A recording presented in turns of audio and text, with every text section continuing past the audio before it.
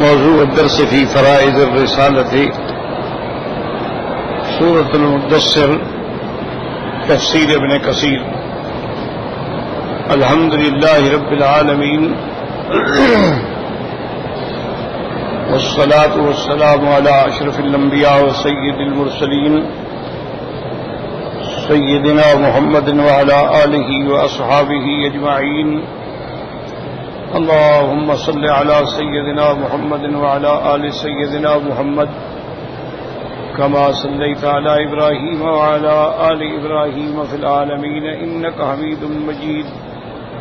أعوذ بالله من الشيطان الرجيم. بسم الله الرحمن الرحيم. يا أيها المدثر قم فأنذر وربك فكبر وثيابك فطهر والرجز فاهجر ولا تمنن تستكثر ولربك فاصبر فإذا نقر في الناقور فذلك يومئذ يوم عسير على الكافرين غير يسير. قال المؤلف المفسر رحمه الله تعالى أدام النفع بعلومه وعلومكم في الدارين آمين إلى أن قال قوله تبارك وتعالى وربك فكبر اے عظم کہ اپنے رب کی بڑائی بیان کریں، اپنے رب کی عظمت بیان کریں. وقوله تعالى وثيابك فطهر. قال الأجله الكندي عن إكرمة عن ابن عباس أنه أتاه رجل فسأله عن هذه الآية قال لا تلبسها على معصية ولا على غدرة ثم قال أما سمعت قول غيلان بن سلمة الثقفي فإني بحمد الله لا ثوب فاجر لبست ولا من غدرة أتقنع. اللہ نے فرمایا میرے محبوب اپنے کپڑوں کو پاک فرمائیں. تو اب حضرت اکرمہ فرماتے ہیں حضرت ابن عباس کی خدمت میں ایک آدمی آیا، اس نے آ کے پوچھا کہ اس سے کیا مراد ہے. وثیابک فطہر. آپ نے فرمایا اس سے حکم ہے کہ آپ اپنے لباس کو معصیت پہ، دھوکے پہ، نافرمانی پہ نہ پہنے، یعنی لباس بھی حلال ہو، لباس بھی تقوی پر ہو، معصیت کا لباس. اسی لیے حکم ہے قرآن میں لباس التقوی ذالک خیر. وقال ابن جریج عن ابن عباس فی هذه الآیۃ وثیابک فطہر قال فی کلام العرب نکی الثیاب وفی روایت بهذا الاسناد فطہر من الذنوب. اب اس روایت میں حضرت ابن عباس فرماتی ہیں کہ کلام عرب کے محاورے میں کہا جاتا ہے کہ فلاں آدمی جو ہے نقی ثیاب بڑے صاف کپڑوں والا ہے، یعنی گناہوں سے پاک ہے. لیکن لفظ کپڑے کا استعمال کیا جاتا ہے، لیکن مراد یہ ہوتی ہے کہ وہ گناہوں سے پاک ہے. نقی ثیاب وفی روایت بهذا الاسناد فطہر من الذنوب.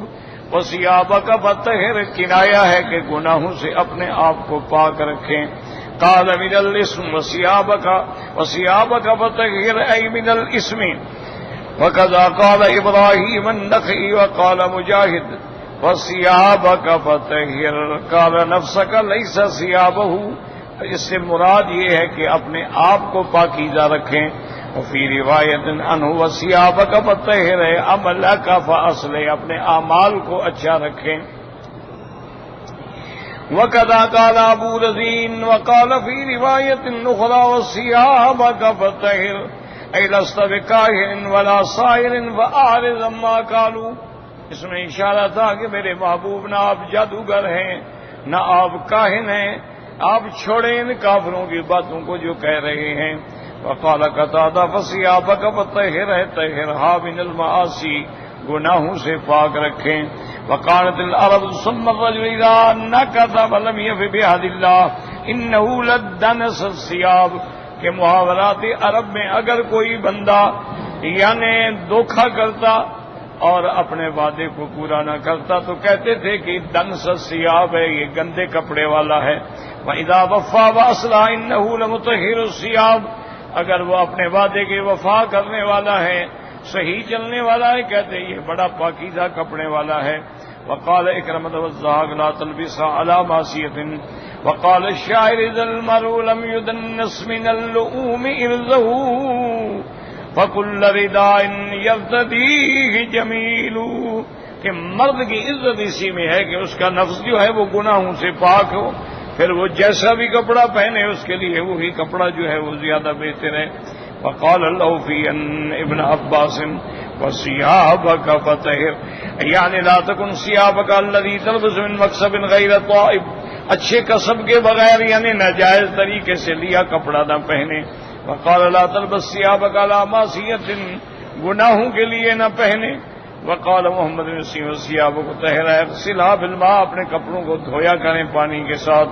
وقال ابن زید كان المشركون لا يتطهرون فأمر الله أن يتطهر وأن يطهر ثيابه، مشرکین مکہ جو تھے نہ وہ بدن کی صفائی رکھتے تھے نہ کپڑوں کی پاکی کا خیال کرتے تھے، اللہ نے حکم دیا کہ آپ اپنا بدن بھی اور اپنے کپڑوں کو بھی پاک رکھیں۔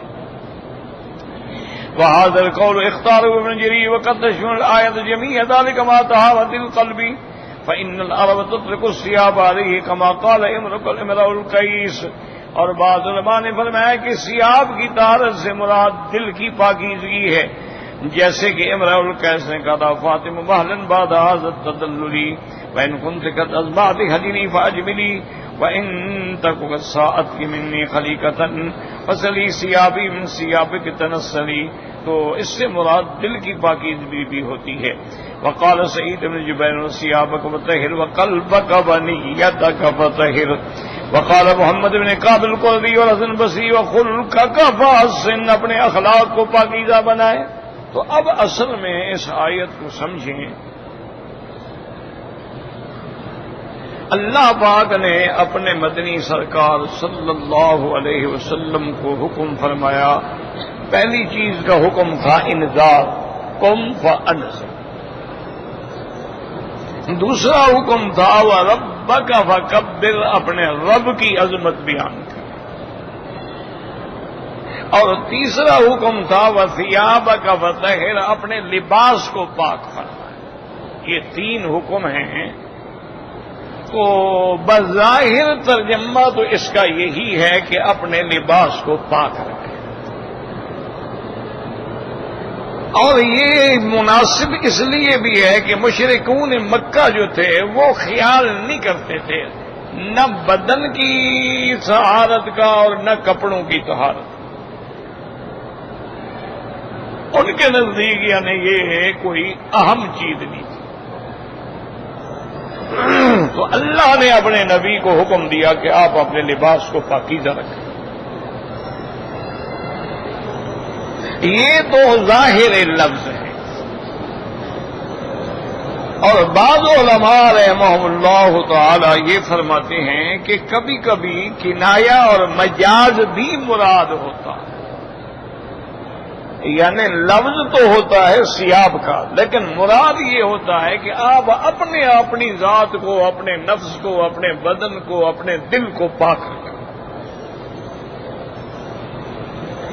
دل کی پاکیزگی یہ ہے کہ دل کے اندر کوئی غلط عقیدہ نہ ہو، شرکیہ عقیدہ نہ ہو، کفریہ عقیدہ نہ ہو، گناہوں کا خیال نہ ہو، یہ دل کی پاکیزگی۔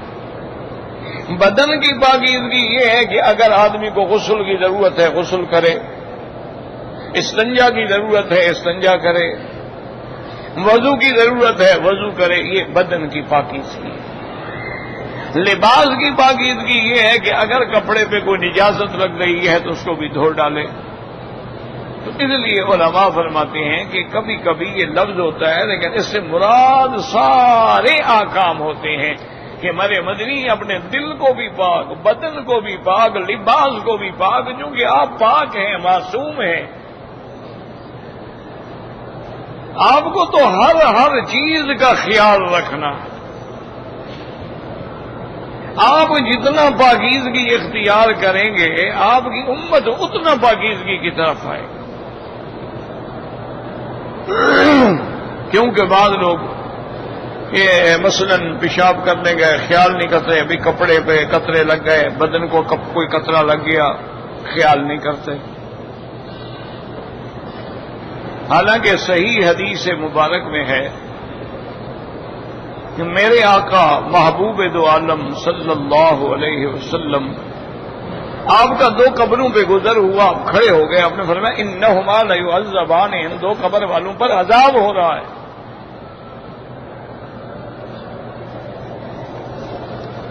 اور آگے یہ بھی بتلا دیا فما يعذبان فی کبیر، یہ یعنی کسی بڑی چیز میں بھی ان کو عذاب نہیں ہو رہا، حالانکہ معمولی بات تھی اس کو سنبھالنا. فرمایا کہ احدہما لا يستنزہ من البول، ایک کا گناہ تو یہ تھا کہ وہ اپنے پیشاب کے قطروں سے بچتا نہیں تھا، اور دوسرے کا گناہ یہ ہے کہ وہ چغل خور تھا. تو اس لیے ایک ہوتی ہے نظافت. اب دیکھیں نا، مثلا یورپ ہے اور ملک ہیں، باہر کے ملک ہیں، وہ بڑے صاف ستھرے رہتے ہیں، لیکن وہ نظافت ہے، ان کو طہارت کا تو کوئی پتہ نہیں ہے نا. وہ ایک نظافت تو ہے، صفائی رکھیں گے، کپڑے صاف ستھرے پہنیں گے، پرفیوم شرفیوم بھی لگائیں گے، لیکن ان کو احکام طہارت کا کوئی پتہ نہیں ہوتا ہے کہ میاں بیوی ملے ہیں، جماع کیا ہے، اگر ان کو غسل ضروری ہے، احتلام ہو گیا ہے تو غسل ضروری ہے، نفاس ہے تو غسل ضروری ہے، حیض ہے تو غسل ضروری ہے، پیشاب ہے تو استنجا ضروری ہے. ان کو یہ تو پتہ ہی نہیں. ان کو تو کوئی پتہ نہیں کہ مزی کیا ہے، وضی کیا ہے، منی کیا ہے. وہ تو یہ سمجھتے ہیں کہ بس ٹھیک ہے، اپنے بدن کو صاف کرنے کے لیے ہم نے نہا لیا. اب اگر ایک آدمی حالت جنابت میں ہے، ویسے پانی بہا لے تو وہ تو پاک نہیں ہوگا. وہ پہلے حکم ہے کہ اپنے بدن کو دھوئے، استنجا کرے، ان اعضاء کو دھوئے جہاں جہاں خدشہ ہے اس کو مادہ لگنے کا.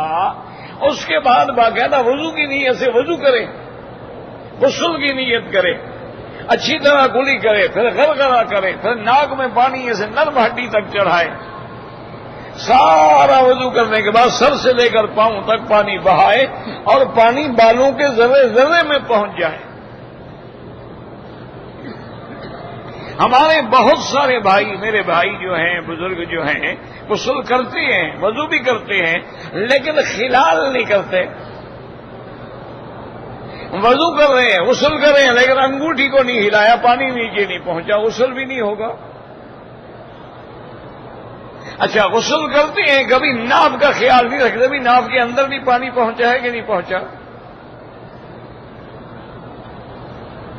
کئی میرے بھائی ہیں، وضو کرتے ہیں، غسل بھی کرتے ہیں، خیال نہیں کرتے بھی یہ کان کے اس حصے کے اندر بھی پانی پہنچا ہے کہ نہیں پہنچا ہے.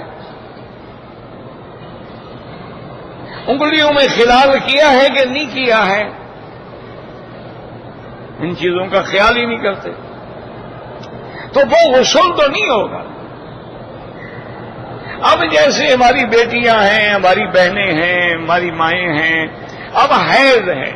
ان اللہ کتب علی بنات آدم، اللہ نے آدم کی بیٹیوں پہ لکھا ہے، یہ اللہ تعالیٰ کی طرف سے ہے اور ہوگا، چاہے وہ عالم کی بیٹی ہو، ولی اللہ کی بیٹی ہو، چاہے وہ اللہ کے پیغمبر کی بیوی ہو، بیٹی ہو، حیض تو آئے گا.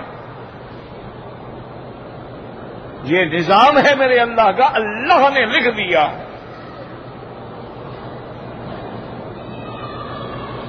لیکن اب حیض سے پاک ہونے کے بعد اس کے لیے شریعت کا حکم کیا ہے، اس کا بہت ساری میری بیٹیوں کو پتہ ہی نہیں.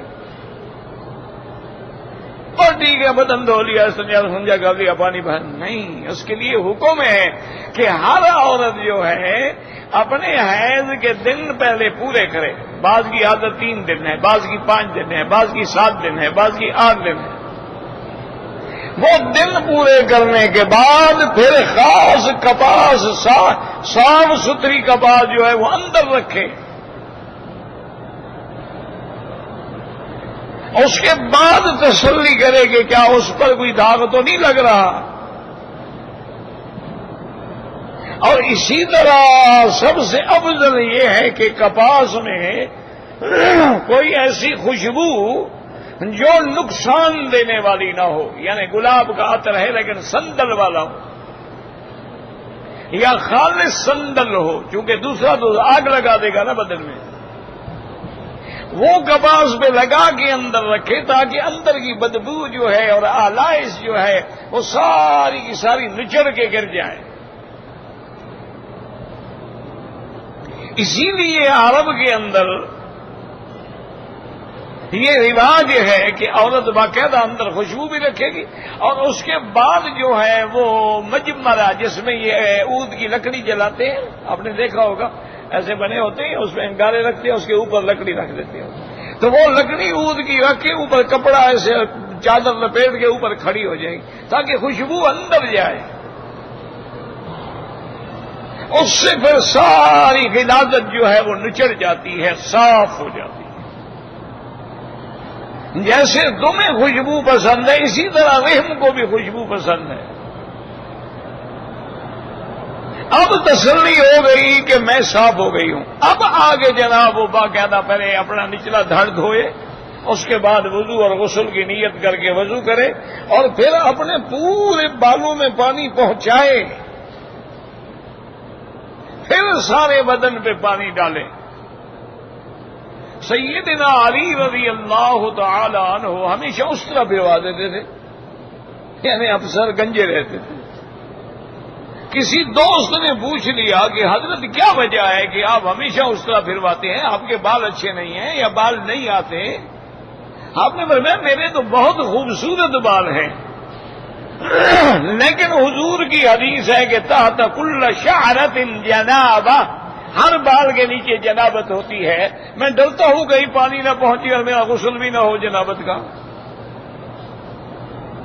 اس ڈر کے مارے دئی تو راسی میں اپنے بالوں کا دشمن بن گیا۔ تو یہ احتیاط لازم ہے۔ اب ایک انگریز کو اس چیزوں کا کیا پتا ہے، مجھے بتائیں، اس کو کیا پتا ہے کہ بھی مزی کس کو کہتے ہیں، وضی کس کو کہتے ہیں؟ ایک ہے سفید قطرے پیشاب سے پہلے آ جاتے ہیں،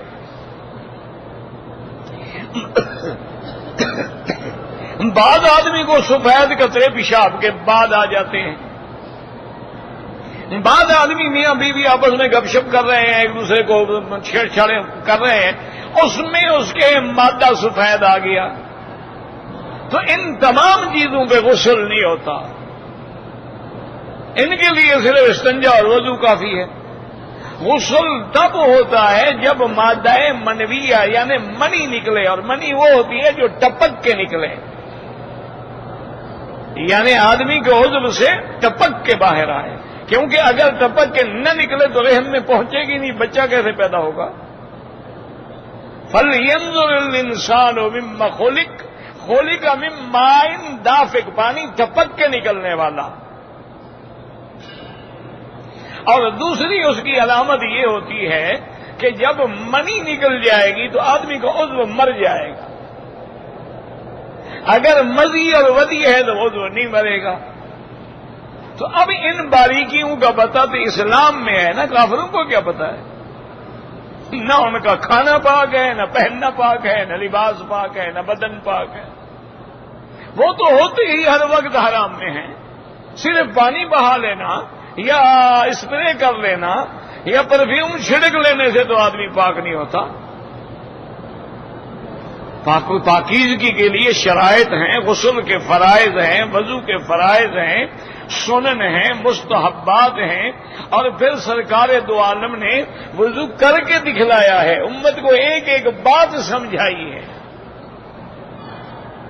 تو اس لیے بعض علماء نے فرمایا کہ کنایا ہوتا ہے کہ آپ میرے مدنی وثیابک فطہر، آپ اپنے لباس کو بھی پاکیزہ رکھیں۔ اچھا ایمان سے کہیں جو لباس کو پاکیزہ رکھے گا وہ بدن کو کیسے پلید رکھ سکتا ہے؟ اور جو لباس کو پاکیزہ رکھے گا اس کے دل کے اندر کیسے کھوٹ ہو سکتا ہے؟ جس بندے کو یہ بھی ڈر ہے کہ میرا لباس پاک ہو وہ کبھی نہیں سوچ سکتا کہ میرے دل میں گناہوں کا خیال ہو۔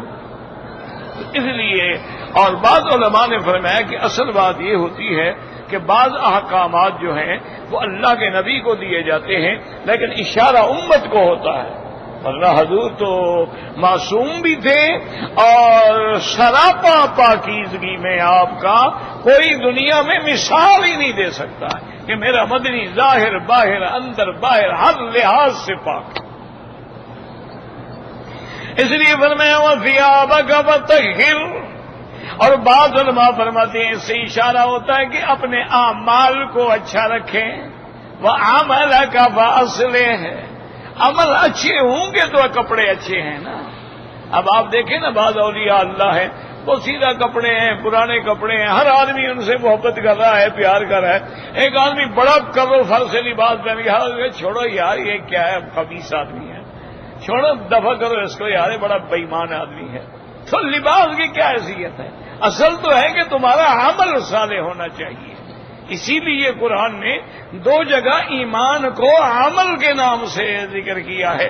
جب نوح علیہ السلام نے پکارا یا ان ابنی من اہلی وان وعدک الحق وانت احکم الحاکمین قال یا نوح انہ لیس من اہلک انہ عمل غیر صالح. اس کے عمل اچھے نہیں. معنی یہ ہے کہ ایمان ہی نہیں. اصل بات تو ایمان ہے لیکن ذکر عمل کا ہے مراد ایمان ہے. اسی طرح بی صاحبہ نے بی آسیہ نے جب دعا مانگی تھی کہ میرا مولا رب ابن لی عندک بیتا فی الجنہ ونجنی من فرعون وعملہ ونجنی من القوم الظالمین. یا اللہ مجھے جنت میں اپنے گھر قریب عطا فرما اور فرعون کا عمل یعنی فرعون کے عقیدے سے مجھے بچا. فرعون کا جو عقیدہ ہے نعوذ باللہ کہ میں رب اس سے مجھے نجات عطا فرما اور قوم ظالمین سے مجھے نجات. تو کبھی کبھی لفظ سیاب ہوتا ہے جیسے اللہ نے فرمایا عورتیں ہن لباس لکم وانتم لباس لہن. عورتیں تمہارے لیے لباس ہے اور تم ان کے لیے لباس ہو. اور اللہ نے فرمایا وَلِبَاسُ التَّقْوَىٰ ذَٰلِكَ خَيْرٌ. اور بعد علماء نے فرمایا کہ معنی یہ ہوتا ہے کہ اپنے کپڑے پاکیزگی کے لیے استعمال کرو گناہوں کے لیے استعمال نہ کرو. وَثِيَابَكَ فَطَهِّرْ. تو سارے قول جو ہے یاد رکھو سارے صحیح ہیں. وَالرُّجْزَ فَاهْجُرْ. یاد رکھو اللہ نے فرمایا رجز کو چھوڑو. رجز کیا ہے؟ بت. قال علی ابن ابی طالب والرجز والاصنام فاهجر.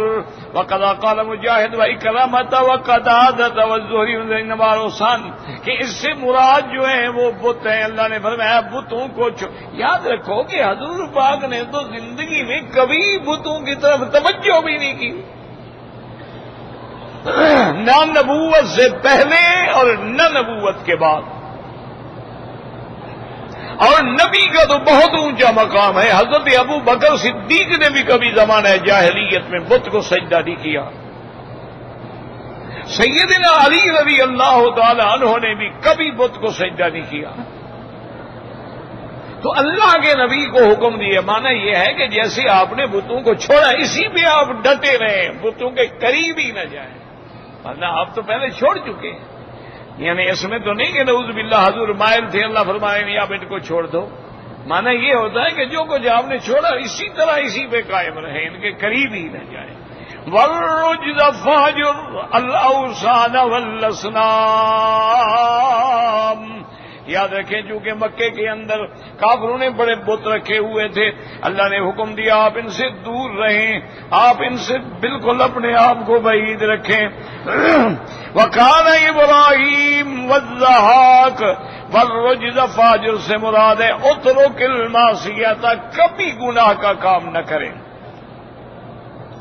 وَعَلَىٰ كُلِّ تَقْدِيرٍ فَلَا يَلْزِمُ تَلَبُّسَهُ بِشَيْءٍ مِّن ذَٰلِكَ.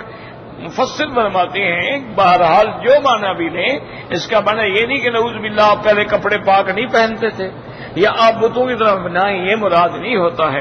جیسے فرمایا یا ایھا النبی اتق اللہ ولا تطع الکافرین والمنافقین. تو حضور تو کبھی اطاعت کرتے ہی نہیں تھے. معنی ہوتا ہے اسی حالت پہ آپ دائم قائم رہیں. وقال موسى لأخيه هارون اخلفني في قومي وأصلح ولا تتبع سبيل المفسدين. تو یہ معنی تو نہیں تھا کہ ہارون علیہ السلام نعوذ باللہ مفسدین کے ساتھ ملیں گے یا آپ کے اعمال صحیح نہیں رہیں گے. نہیں، معنی ہوتا ہے کہ جو ہے آپ اسی پہ ڈٹ جائیں، بس اسی پہ قائم دائم رہیں. وَقَوْلُهُ وَلَا تَمْنُنْ تَسْتَكْثِرْ قال ابن عباس لا تؤتِ العطیۃ تلتمس اکثر منها. آپ کسی کو عطیہ یا ہدیہ اس لیے نہ دیں کہ وہ آپ کو اس کے بدلے میں زیادہ دے، یہ آپ کی شان نہیں ہے. ورنہ اوروں کے لیے تو جائز ہے، لیکن حضور کی شان نہیں کہ کسی کو دیں اس لیے آپ سے کہ وہ مجھے زیادہ دے، نہیں. وَقَذَا قَالَ إِكْرَمَةُ مُجَاهِدُ وَعَطَاءُ وَطَاوُوسُ وَأَبُو الْأَحْوَصِ وَإِبْرَاهِيمُ النَّخَعِيُّ وَالضَّحَّاكُ وَقَتَادَةُ وَالسُّدِّيُّ وَغَيْرِهِمْ. وروي عن مسعود انه قال ولا تمنن ان تستكثر. وقال الحسن البصري لا تمنن بعملك على ربك تستكثره. اپنے اعمال کی وجہ سے اللہ کی ذات پہ کوئی احسان نہ رکھیں، بلکہ یہ اللہ کی توفیق ہے کہ اس نے آپ کو اعمال صالحہ کرنے کی توفیق عطا فرمائی ہے. وقد قال الربيع بن انس واختاره ابن جرير وقال خصيف بن المجاهد في قوله تعالى ولا تمنن تستكثر قال لا تضعفن تستكثر من الخير. یعنی معنی یہ ہے کہ آپ خیر کے کاموں میں کمزوری مانگیں، ہمت کریں اور زیادہ سے زیادہ کریں. وقال تمنن في كلام الله بتضعف، کمزور ہونے کے بارے میں بھی آتا ہے. وقال ابن زید لا تمنن بالنبوة على الناس تستكثرهم بها تأخذ عليه عوضا من الدنيا.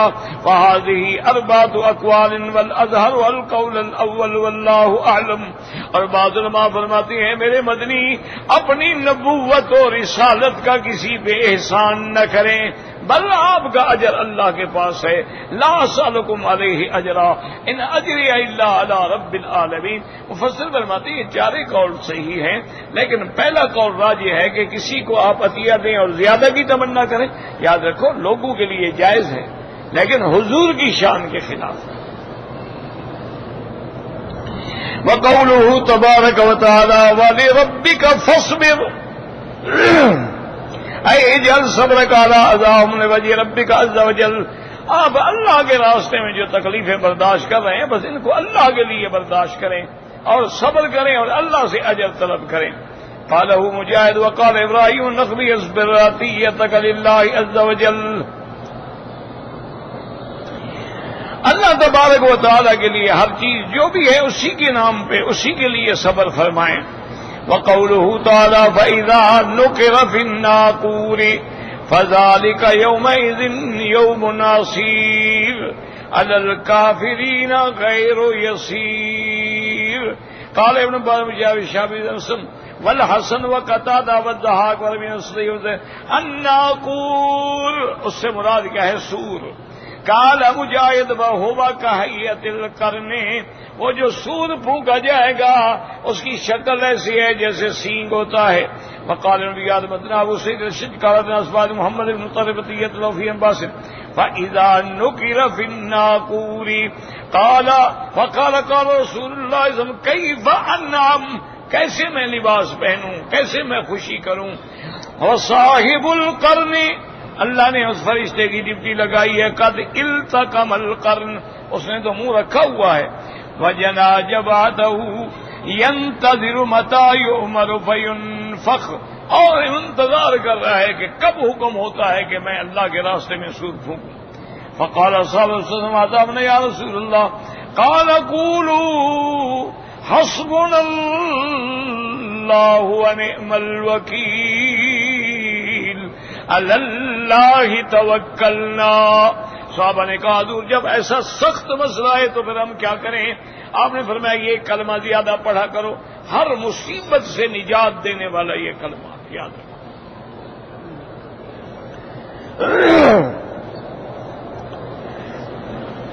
سیدنا ابراہیم الخلیل علیہ السلام کو جب آگ میں ڈالا گیا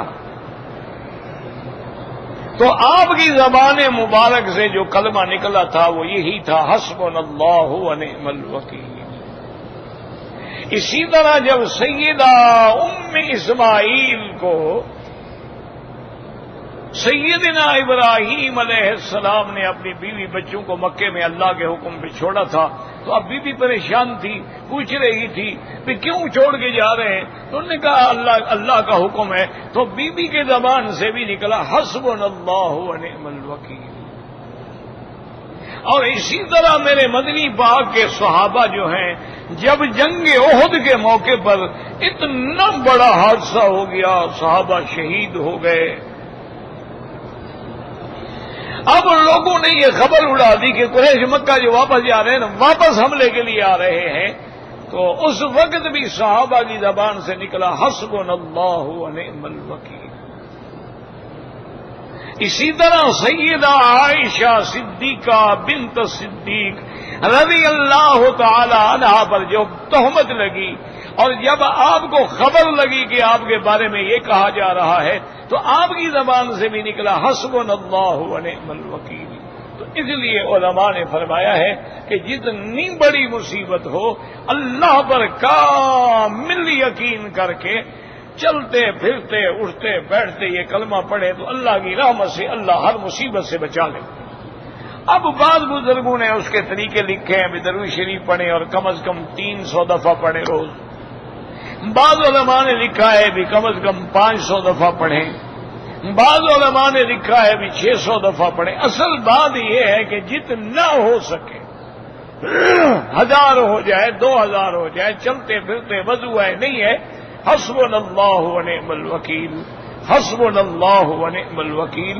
اور جب آدمی اللہ پہ بھروسہ کر لیتا ہے تو اللہ پھر مصیبتوں سے نکال دیتا ہے۔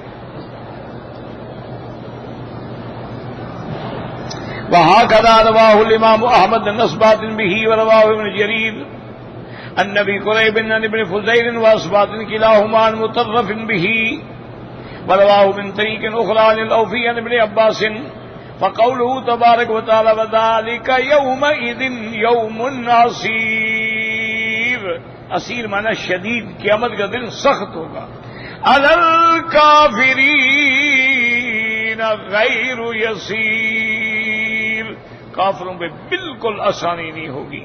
کما قال اللہ تعالی یقول الکافرون هذا یوم عسر، کافر کہ آج تو بڑا سخت دن ہے۔ وقد روینا عن زرارة بن ابي اوفى قاضي البصرة انه صلى بهم الصبح فقرأ هذه السورة فلما وصل الى قوله تعالى فإذا نقر في الناقور فذلك يومئذ عسير على الكافرين غير يسير، شاهق شاكة ثم خر ميتا رحمه الله تعالى۔ حضرت زرارہ ابن اوفا جو ہیں یہ بصرہ میں قاضی تھے، صبح کی نماز پڑھا رہے تھے اور اس میں آپ نے یہی سورت تلاوت کی۔ جب اس آیت پہ پہنچے وذالک یومئذ یوم عسیر علی الکافرین غیر یسیر، ٹھنڈی سانس بھری اور گرے اور اسی وقت موت آ۔ تو اللہ سے ڈرنے والوں کے یہ انجام ہوتے ہیں۔ اللہ تبارک و تعالی نے ان کو یعنی ایسا خاتمہ نصیب فرمایا کہ نماز پڑھ رہے ہیں، قرآن پڑھ رہے ہیں، اور یوم قیامت کی شدت کا اندازہ آیا تو بس ہارٹ اٹیک ہو گیا، اسی وقت گر گئے۔ تو اس لیے ہمیشہ ان چیزوں پر خیال رکھیں اور اس آنے والے دن کے لیے تیاری کریں۔ واللہ اعلم۔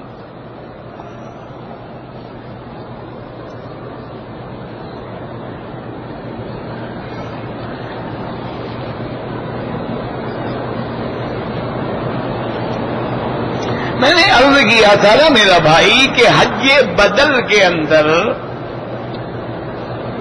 بہت سارے مسائل ہیں جن پہ نظر ڈالنی ضروری ہوتی ہے۔ اچھی بات تو یہ ہے کہ آپ جس ملک میں ہیں، جس شہر میں ہیں، وہاں کسی عالم سے رجوع کر لیں، یا حج کی کتابیں ہر زبان میں الحمدللہ ملتی ہیں، اور وہ کتابیں جو ہیں ائمہ اربعہ کی فقہ کے مطابق لکھی گئی ہیں، حنفی کتابیں بھی ہیں، شافعی بھی ہیں، مالکی بھی ہیں، حنبلی بھی ہیں. آپ کا جو بھی مسلک ہے آپ وہ کتاب لے لیں اور اس کتاب کو بار بار پڑھیں، اور جہاں آپ کو مسئلہ سمجھ نہ آئے وہاں نشان لگا دیں، اور کسی عالم کے پاس جا کے اس جگہ کو سمجھ لیں، کبھی آپ کا حج غلط نہیں ہوگا انشاءاللہ.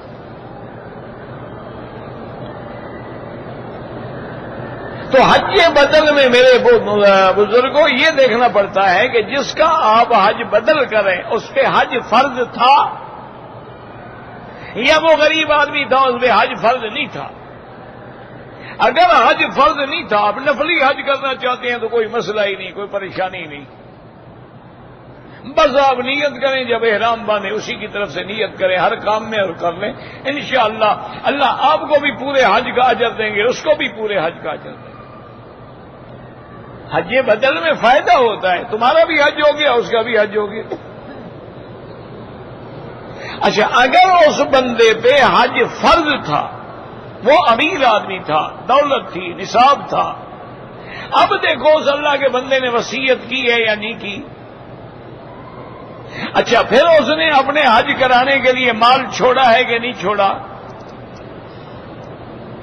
یعنی اس نے وصیت کی کہ میرا حج بدل کرایا جائے، اور بھئی میں اس کے لیے اتنا پیسہ چھوڑ کے جا رہا ہوں. تو جس ملک کا وہ آدمی ہے وہیں سے آدمی بھیج کے اس کا حج بدل کرائیں. اور حج بدل بھی وہ آدمی کرے جو پہلے اپنا حج کر چکا ہو. اور حج بدل کے لیے افضل یہ ہے کہ حج افراد ہو.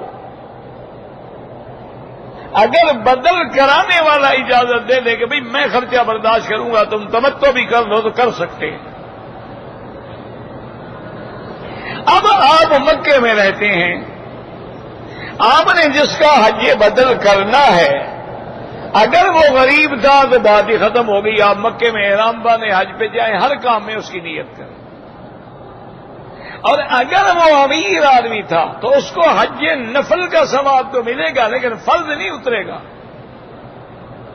فرض تب اترے گا کہ جب بندہ وہاں سے آگے حج کرے، یا کم از کم میقات سے حج کرے، مثلا مدینہ منورہ سے آگے حج کرے، طائف سے آگے حج کرے، پھر اس کا حج فرض جو ہے وہ پورا ہو جائے گا، ورنہ نہیں ہو.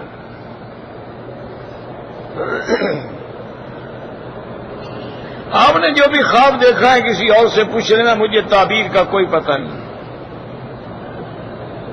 کہتے ہیں جی کہ مطاف میں بھی برآمدے کے اندر بھی صفیں خالی ہوتی ہیں، تو اللہ ہم مسلمانوں کو ہدایت دے کہ ہم مکے میں آ کے کعبے میں آ کر بھی نماز نہیں سیکھے ہیں. پہلے اگلی صفیں پوری کرو، اگر کا جگہ خالی چھوڑو گے تم پر گناہ ہے. اور نماز کی بھی وہ افضلیت حاصل، نماز تو ہو جائے گی چاہے آپ پہاڑ پہ کھڑے ہو کر بھی پڑھ لیں. اگر آپ کو اگلی صفیں نظر آ رہی ہیں، ان کی حرکات و سکنات نظر آ رہی ہیں، نماز آپ کی ہو جائے گی. لیکن ہو جانا الگ بات ہوتا ہے، فضیلت الگ بات ہے. کوشش کریں کہ آپ صفوں کے قریب سے قریب پہلے مطاف کو بھریں، پھر برآمدے، پھر ایسے چلتے چلتے پھر چاہے 2 میل تک چل جائیں.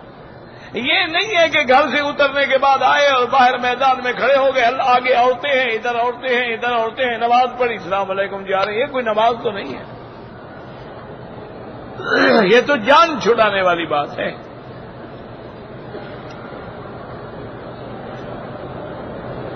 اگر ہم نے عصر کی نماز کے لیے وضو کیا ہے تو اسی وضو کے ساتھ ہم مغرب کی اور عشاء کی نماز بھی پڑھ سکتے ہیں.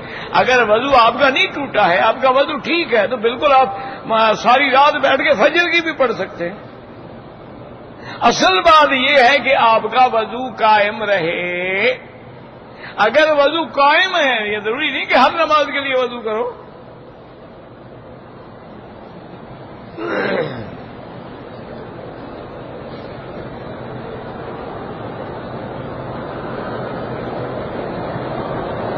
پتہ نہیں جماعت کے ساتھ ایک آدمی نماز نہیں پڑھتا، وہ کہتے ہیں جی مجھے پتہ نہیں کہ امام کیسے ہیں، تو اصل میں تم کیسے ہو؟ جبکہ حضور نے فرمایا ہے من شذ شذ فی النار، جو جماعت کو چھوڑے گا جہنم میں جائے گا۔ تو تم تو خود جہنمی ہو، اعتراض لوگوں پہ کر رہے ہو کہ امام کیسے ہیں، تیرے لیے جبریل آئے گا نماز پڑھانے کے لیے؟ نہیں، آخر امام کیسے کا کیا معنی؟ میرا بھائی اگر مقتدی ابو بکر و عمر تھا تو امام بھی محمد الرسول اللہ تھا۔ تو جب دور بدلتا گیا، حالات بدلتے گئے، اب بھی اللہ کا شکر ہے علماء ہیں، ائمہ ہیں، مشائخ ہیں، دین کا علم رکھنے والے ہیں، قرآن کے قاری ہیں، قرآن کو سمجھنے والے ہیں، قرآن و حدیث پہ چلنے والے ہیں، اللہ کا شکر کریں۔ نہیں اکیلا نماز پڑھوں گا، پتہ نہیں امام کیسا ہے، تم ایک ایکس رے منگواؤ، ہر امام کا ایکس رے کیا کرو۔ تارک جماعت کی نماز ہی نہیں ہوتی۔ حدیث مبارک ہے، ایک صحابی آئے میرے مدنی محبوب کائنات کی خدمت میں، انہوں نے کہا کہ یا رسول اللہ انا ذریع البصر، میں نابینا ہوں، مالی قائد یقودنی، میرے پاس کوئی ہاتھ پکڑ کے لانے والا بھی نہیں ہے مسجد میں، مجھے اجازت ہے کہ میں گھر میں نماز پڑھ لوں، دھکے کھاتا ہوں، راستہ بھی نہیں ہے، سڑکیں بھی نہیں تھیں۔ حضور نے فرمایا ہاں پڑھ لو۔ جب وہ جانے لگے آپ نے فرمایا بلاؤ اس کو، دوبارہ بلاؤ۔ بلایا، آپ نے فرمایا حل تسمع النداء، کیا تمہیں مسجد کی اذان کی آواز آتی ہے؟ اس نے کہا۔ آپ نے فرمایا عجیب، پھر مسجد کے بغیر نماز نہیں ہوتی۔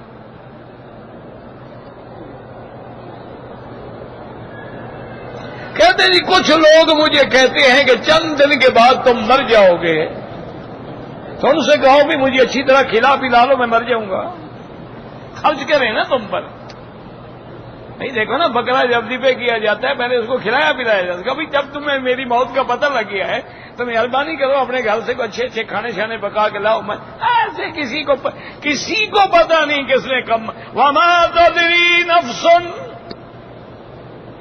ماذا تکسب غدا وما تدری نفس بأي أرض تموت۔ اللہ نے فرمایا کسی کو پتہ نہیں کہ کل میری کہاں ہوگی اور موت کہاں ہوگی، کسی کو بھی پتہ نہیں۔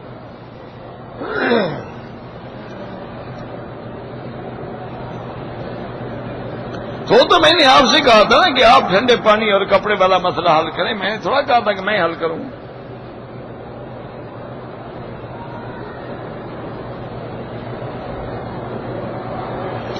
میں نے الگسیم سے آ کر میقات سے احرام باندھ کے عمرہ کیا ہے، ابھی میں مکے کے اندر ٹھہرا ہوا ہوں، اب میرا حج افراد ہوگا نہیں ہوگا؟ آپ نے عمرہ کر لیا ہے، حج کے مہینوں میں آپ کا حج تمتع ہوگا۔ حج افراد تب ہوتا ہے جب رمضان کے بعد کوئی عمرہ نہ ہو۔ اگر رمضان کے بعد آپ نے عمرہ کر لیا، احرام کھول دیا، پھر حج کریں گے، یہی تمتع ہے۔ آپ کا حج تمتع ہوگا اور آپ کو تمتع کی ایک بکری رکھنی ہوگی۔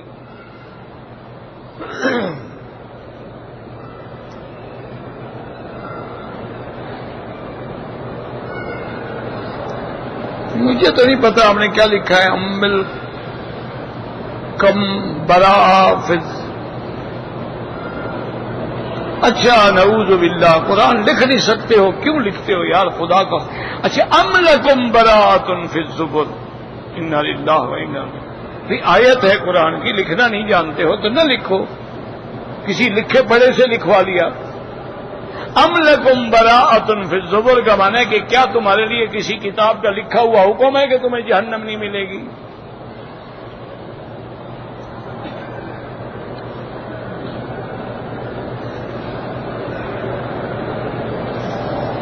میں نے پہلا عمرہ پہلی رمضان کی رات کیا ہے، ٹھیک ہے، اب آپ کا حج افراد ہے، بالکل حج ہو جائے گا، چاہے قرضہ بھی ہے، مکے میں رہے، اب تو 50 ریال میں آپ کا حج ہے، آپ کا اب کون سا خرچہ ہوگا؟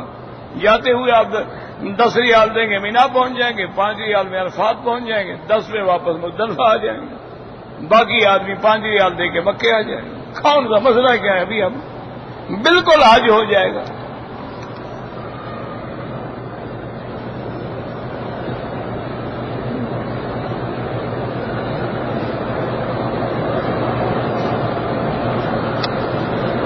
مجھے پتہ نہیں، حضور کی خدمت میں صحابہ چیز لے کر آئے، آپ کو کھانے کے لیے کہا، آپ نے فرمایا میں نہیں کھاتا۔ اب ایک امام بولتا ہے وہ چیز جائز ہے، دوسرا بولتا ہے نہ جائز۔ کون سی چیز؟ ارے چیز کا نام تو لکھو۔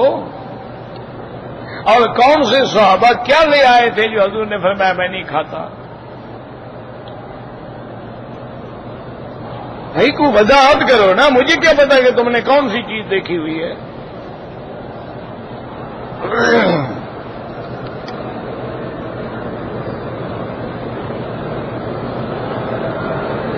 رمضان میں جو عمرے کیے ہیں ان کو چھوڑ دیں، رمضان کے بعد عمرہ نہیں کیا حج افراد ہے۔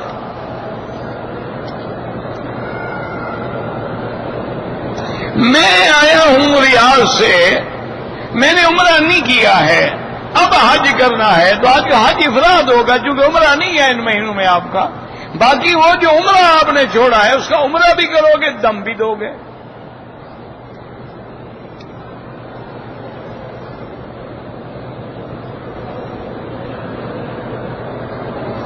کہتے جی کہ نماز کے دوران رکوع اور سجدوں کی تسبیحات کے بعد دل میں دعا کی کیا ضرورت ہے؟ وہ دعا نماز سجدے میں لا مقلب القلوب والابصار ثبت قلبی علی دینک اللہم انی اسألک العفو والعافیہ۔ تو وہ دعائیں جو حضور نے کی ہیں وہ سجدے میں بھی کر سکتے ہو، رکوع میں نہیں کی جاتی، سجدے میں مقام ہے دعا کا۔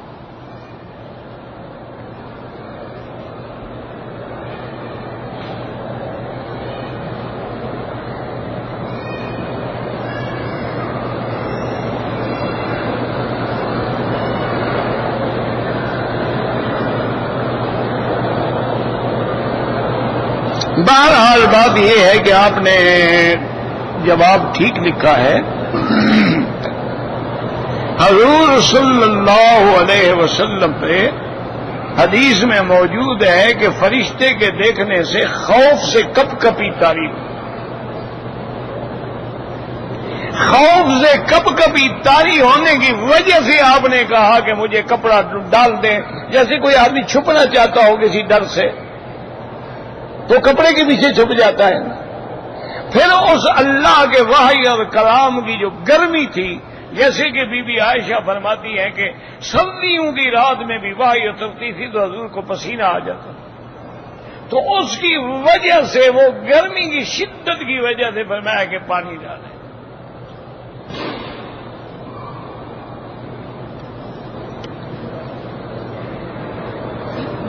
بھائی نفلی عمرہ جس کے لیے چاہو کر سکتے ہو۔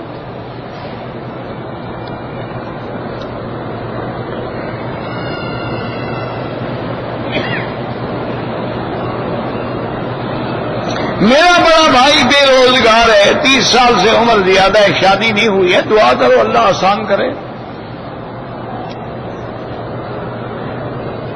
میرا بڑا مشکل معاملہ ہے تو حسبن اللہ پڑھا کرو نا، حسبن اللہ و نعم الوکیل۔ ابھی تو بتایا ہے کہ ہر مشکل میں پڑھو۔ مجھے آپ جب چاہیں مل سکتے ہیں، کوئی بات نہیں ہے۔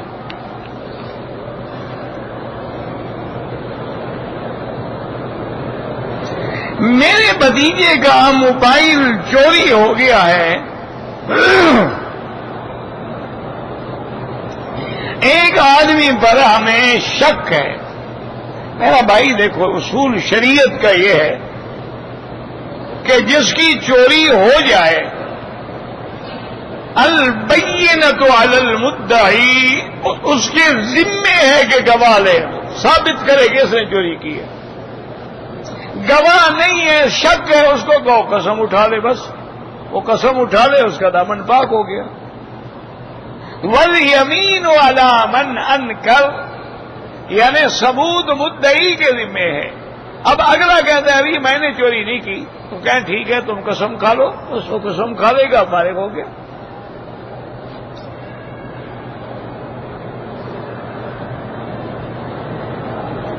کہتے ہیں جی کہ امام ابو حنیفہ کو ابو حنیفہ کیوں کہا جاتا ہے؟ آپ کی بیٹی کا نام تو حنیفہ نہیں ہے، یہ نسبت عصبی نسبی نہیں ہے، یہ نسبت جو ہے آپ کی دین کی وجہ سے ہے۔ حنیف مانا ہر چیز کو چھوڑ کے اللہ کے حکم پہ چلنے والا۔ ما کان ابراہیم یہودیا ولا نصرانیا ولکن کان حنیفا مسلما وما کان من المشرکین۔ تو آپ نے چونکہ اللہ کے دین کو مدون کیا ہے اور باطل کو ٹھکرایا ہے، اس وجہ سے آپ کو کہا جاتا ہے۔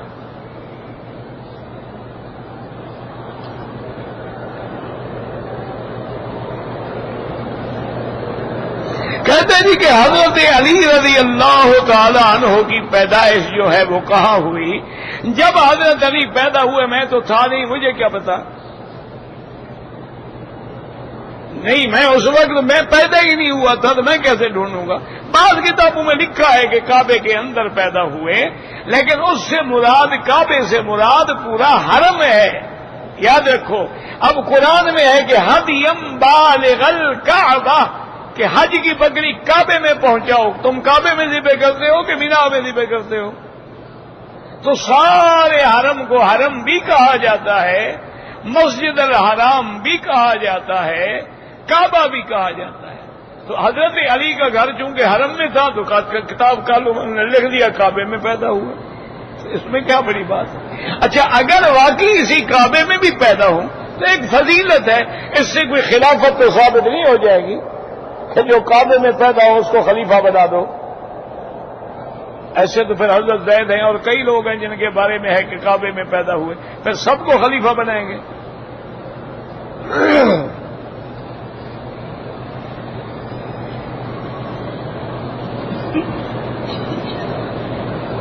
بھائی مسئلہ یہ ہے کہ اگر آپ نے حج میں جانا ہے انشاءاللہ تو آپ مسئلوں کے جھگڑوں میں نہ پڑیں، خدا کے لیے کوشش کریں کہ آپ کی ہر نماز جو ہے وہاں امام کے ساتھ مسجد میں ہو، اور وہ امام جو ہے قصر پڑھائیں گے اور جمع پڑھائیں گے، یعنی ظہر عصر کو بھی جمع کریں گے اور اسی طرح مزدلفہ میں مغرب اور عشاء کو بھی جمع کریں گے۔ اور اگر آپ حنفی مسلک پہ ہیں اور اس پہ آپ سختی سے کار بند ہیں تو پھر اپنی جماعت جو ہے کسی کیمپ میں کر لیں، پھر آپ کو پوری نماز پڑھنی، لیکن کوشش یہی کریں کہ وہاں جا کے پڑھیں اور اختلاف نہ کریں۔ چھوٹے چھوٹے مسائل میں کوئی فرق نہیں پڑتا ہے، یہ ایسی مقام ہے کہ یہاں ہمیں اختلاف کو ختم کرنا ہے، نہ کہ اختلاف کو بڑھانا ہے۔ ویسے حنفیہ کے نزدیک وہ مکے والا مقیم ہے، وہ پوری پڑھے۔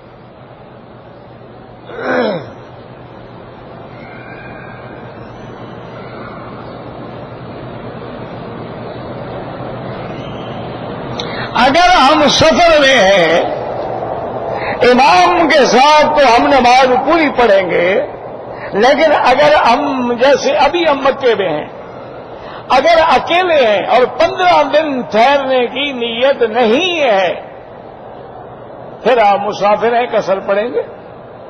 اور اگر آپ نے 15 دن ٹھہرنا ہے یا اس سے زیادہ کی نیت کر لیا، مقیم ہے، پوری پڑھیں گے۔ ایک موٹی بات یاد رکھیں کہ آدمی سفر میں قصر پڑھے گا، لیکن قصر کا معنی یہ ہے کہ جب وہ خود مسافر ہے، امام بھی مسافر ہے۔ اگر امام مقیم ہے تو امام کے تابع ہو، پھر پوری نماز پڑھو۔ واللہ اعلم۔ اللہم صلی علی سیدنا محمد وعلی آل سیدنا محمد کما صلیت علی ابراہیم وعلی آل ابراہیم فی العالمین انک حمید مجید۔